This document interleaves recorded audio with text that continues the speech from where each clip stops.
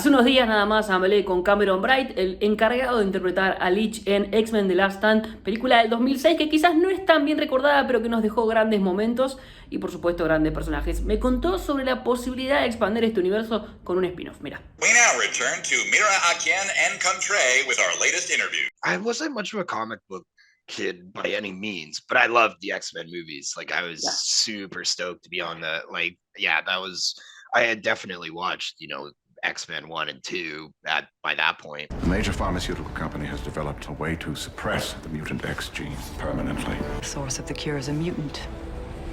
More powerful than you. I remember when I went on set and I met Ian McKellen for the first time, I was like, ugh. And it was funny because he walked up to me and the first thing he said to me was he like leaned over and he was like, "So you're the one causing all the trouble around here." And I was like, no. I was like, what? And in my head, I was like, Gandalf is mad and he doesn't like me. And I was like, oh no.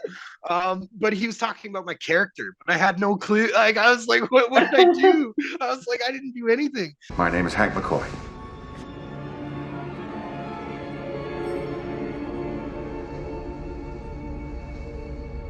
That was kind of, a dream come true for myself. Like it was very much it was just an easy thing to film. It filmed in Vancouver and Victoria, so it was literally like a hometown gig for me. It was an amazing movie. All the people were amazing. It was pretty unreal for sure to be on that.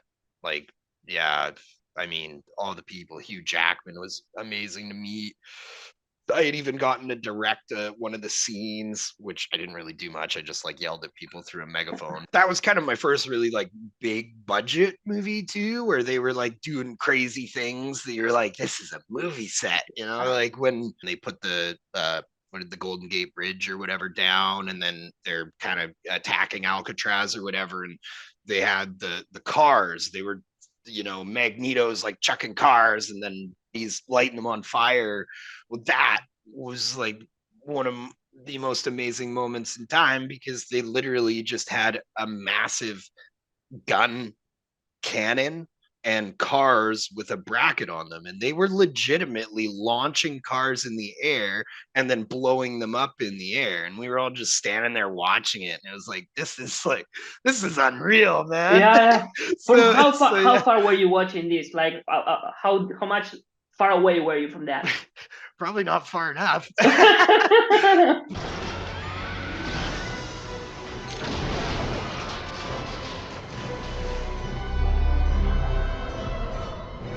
Everyone was amazing on there. I even got to make one of my friends jealous for life with the Halle Berry hug, and I was getting phone calls all day on set trying to get Halle Berry's number for my buddy, and I'm like, dude, calm down.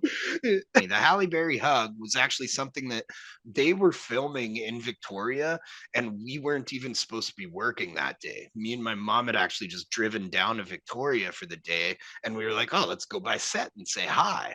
And that's why I had hair in it and I wasn't shaved, because they were like, oh, and Brett was that kind of guy where like I showed up on set and then he's like, oh, well, you're here. Can we put Cameron in this shot? And next thing you know, I was hugging Halle Berry, and I was like, okay, cool. You know what I mean? But like, so I like made myself a day of work by just showing up on set. I was like, okay, cool. Hey. Good to see you, buddy. Did he actually shave your head? So yes, we did, because I guess with the bald caps or the prosthetic that they can put on, with kids, or I mean with anyone, what it tends to do is like where your neck is at the back, it will like fold, kind of like, if you're like overweight or whatever and you have those kind of like back like folds, well, it'll do that even if you're not that way. So as a kid, it makes you look like you're like 20 years older on the back of your head. And so there was the option. They were like, well, you can spend, like an hour and a half to 2 hours in a chair every morning, or you can shave your head. Yeah. And I was like, I'll shave my head. Yeah, that's easier. I was like, it grows back. And it's funny because they even still had to do makeup on top of it because, like, people don't realize, like, again, I shaved it voluntarily. It's not like my hair was falling out, but they wanted it to look like my hair had fallen out, like I was like receiving chemo, or like, Yeah. you know, they were doing weird tests on me, so they wanted it to look like I didn't have hair.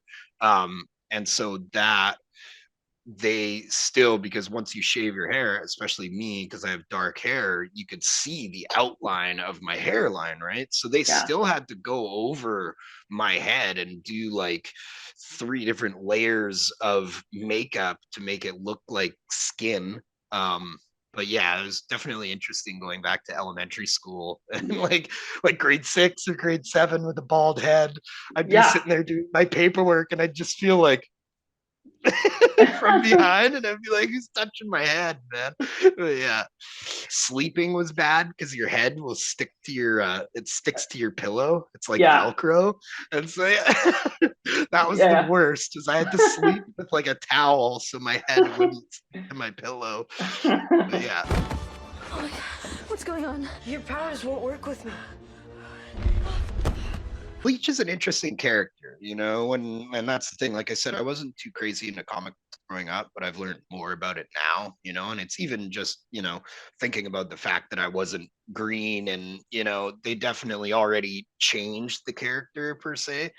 But yeah, it's kind of like you know, I kind of vision Leech being that kind of, you know, him fitting the kind of today's mentality of the fact that his superpower isn't really a superpower, but Yeah. what he would be able to do is he brings other people back down to earth, you know? And it's like, so that in my mind, like I've kind of thought of trying to do like my own Leech script and, you know, bringing it to the people at BE or whatever. But it's kind of one of those things that, yeah, it's, and again, that's what's cool about the Marvel universe, you know, like I'm not crazy, and, you know, I have to watch like 20 movies to get caught up, I think, right now. But Yeah.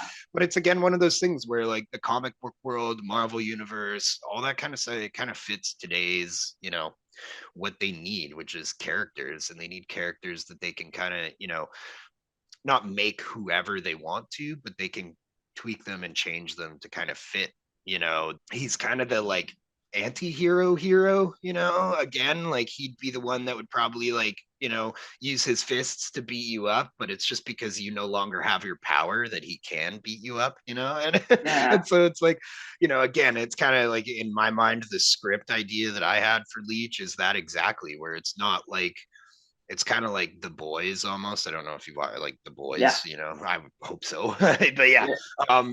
And it's just kind of that idea where like I would think that his would be more of like a true life thing, where like you'd have these superheroes that are basically using their powers for bad because they can, like they're untouchable, and I Yeah. would just walk in and they would almost become obsolete just because they don't have their powers. Like they're so used to having their powers that they're just cool because of it. And then I'd come around and be like, well, now you don't have your powers. Now you're just a human. And they're like, oh my Lord, like I don't want to be human, you know, stuff like that, right? So it's kind of one of those things where, yeah, I've definitely thought about it. Look at me, G. We can help you. We can fix it. We can make it like it was. Stay with me, please.